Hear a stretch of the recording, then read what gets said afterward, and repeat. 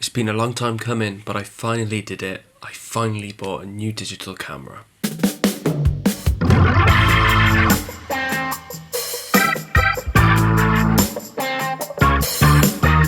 This is the Fujifilm X-Pro 2, and I've actually gone and bought a camera older than my previous one, which was the Canon 5D Mark IV. The X-Pro 2 was first released in March 2016, which makes it just over 5 years old. It might seem unusual for me to buy a second-hand camera at this age to replace my newer 5D, but I thought long and hard about this decision. I hope by sharing this video it may help some of you who are thinking about buying a new camera sometime soon. Just for some clarity, I bought the X-Pro 2 and also the Fujinon 23mm f2 lens. This would effectively make the focal length 35mm due to the crop factor of the sensor, and is basically the classic street photography setup, and it's why I bought this lens first. I am looking to get some longer focal lengths in the future, but that's further down the line, and I'll probably stick with primes for Fuji because the prime lenses, they just seem absolutely awesome. So here's some of the reasons why I bought the X-Pro 2. If you've been following the channel, you'll know that I started experimenting with film, and that process has opened my mind to many unexplored photographic avenues. It's the process itself that has seduced me though, slowing me down and allowing me more time to think about each image that I make.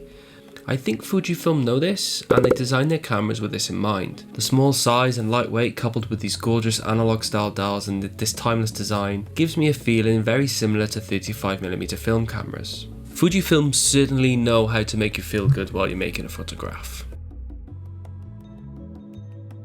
I'll start by saying that the 5D is a great camera, and I will no doubt still use it for various projects.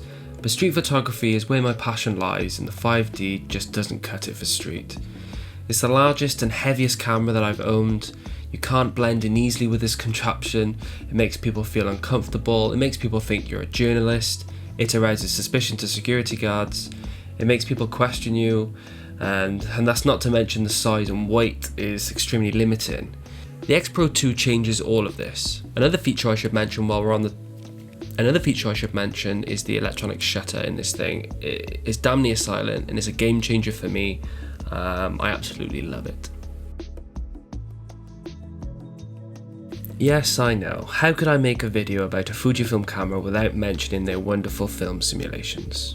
This is something I was really excited about. I've never had a camera make such beautiful JPEGs before. I've also just discovered the Fuji X weekly website where its founder Richie Roche, I think that's how to pronounce his name, sorry if I butchered that mate, where he blogs everything and anything Fuji. Richie also posts Fuji X recipes, which are customizations of the film simulations made to look like real film stocks. I've now got my camera set up with some of my favourite film stock simulations, and my absolute favourite at the moment is the Fuji Pro 400H simulation. I'll also give the Kodachrome one an honourable mention. They're both phenomenal. It's one of those features that you don't know you need until you do. This could change the game for me personally, as I suffer with poor eyesight with two eyes open, let alone squinting through one. So focus peaking allows one to instantly see what's in focus, which would be a big benefit for me. It's not really a big deal for the awesome Fujinon 23mm lens, as this lens has lightning fast autofocus, but where this feature really shines is when using older or vintage manual lenses where autofocus is not possible, or possibly video as well. There are many other features I could mention, and I love all the customization options that this camera gives you. But if you'd like to see a fully detailed video about my setup, then post a comment below and I'll make that video for you. Now, I'm not made of money, nor do I have a lot of it, so getting the budget right for this purchase was really important for me this time. I'll hold my hands up and say I probably made a mistake buying the 5D Mark IV 4 or 5 years ago, but it was overkill for what I needed, but I don't regret it. The main thing is that I learnt my lesson, and this time round I knew exactly which features I needed and wanted.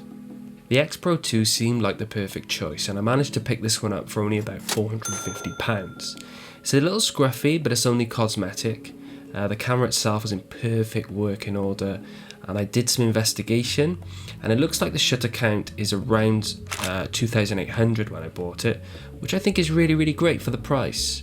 I believe I bought a camera that will give me good long-term value, but it remains to be seen how much of a bargain this thing really is.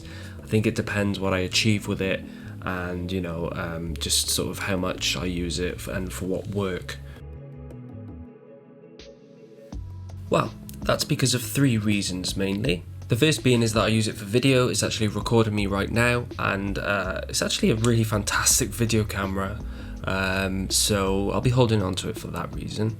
Secondly, I want to hold on to a full frame sensor. It's not a huge deal for me, but some future work or commission may be better suited on a full frame sensor, so holding on to the Canon gives me flexibility on this front.